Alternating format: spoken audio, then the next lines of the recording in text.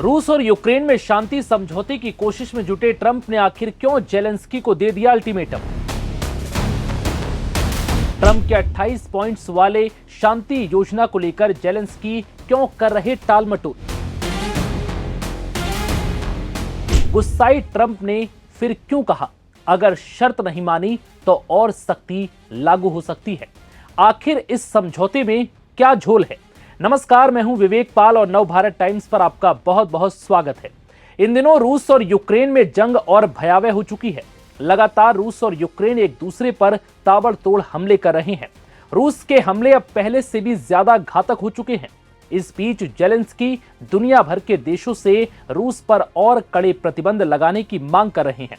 लेकिन अब अमेरिकी राष्ट्रपति ट्रंप और यूक्रेनी राष्ट्रपति जेलेंस्की के बीच एक बार फिर विवाद बढ़ सकता है। दरअसल अमेरिकी राष्ट्रपति डोनाल्ड ट्रंप ने शनिवार को साफ किया कि यह प्रस्ताव उनका फाइनल ऑफर नहीं है, लेकिन वो 27 नवंबर तक की समय सीमा पर अड़े हैं।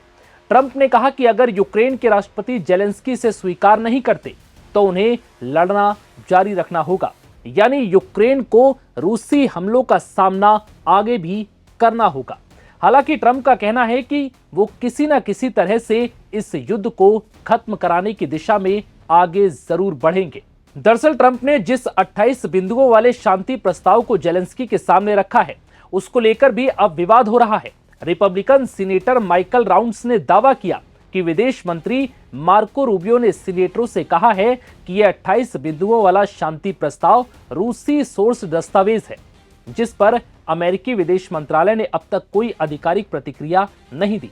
जिसके बाद अब यह आरोप प्रस्ताव की विश्वसनीयता पर सवाल खड़े कर रहे हैं। योजना के लीक हुए हिस्सों से पता चलता है कि यह प्रस्ताव यूक्रेन से डोनेट्स्क के कुछ इलाकों से पीछे हटने की मांग करता है, जबकि रूस के नियंत्रण में रहे डोनेट्स्क, लुहांस्क और क्रीमिया को व्यवहारिक तौर पर स्वीकार करता है।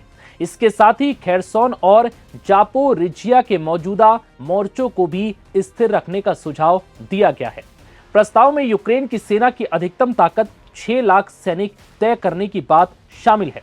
यूरोपीय नेताओं का कहना है कि ऐसी सैन्य सीमा भविष्य में रूस के लिए नया हमला आसान बना सकती है, जिसको लेकर यूक्रेन के राष्ट्रपति जेलेंस्की ने शुक्रवार को एक भावुक संदेश में कहा, यूक्रेन अपनी इतिहास की सबसे कठिन घड़ी में खड़ा है। जेलेंस्की ने चेतावनी दी कि देश के सामने इज्जत खोने या एक अहम साझेदार खोने जैसा मुश्किल चुनाव भी आ सकता है। जेलेंस्की ने अपने चीफ ऑफ स्टाफ आंद्रिय यरमाक को वार्ता टीम का प्रमुख नियुक्त करते हुए कहा कि यूक्रेनी प्रतिनिधि देश की गरिमा और सुरक्षा की रक्षा के लिए तैयार है।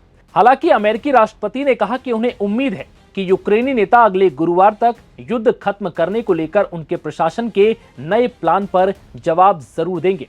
राष्ट्रपति ने शुक्रवार को जेलेंस्की के बारे में कहा कि उन्हें इसे मंजूरी देनी होगी।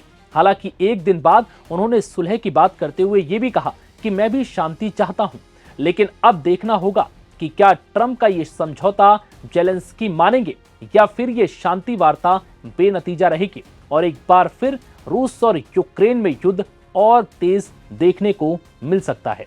फिलहाल इस वीडियो में इतना ही। इजाजत दीजिए, नमस्कार।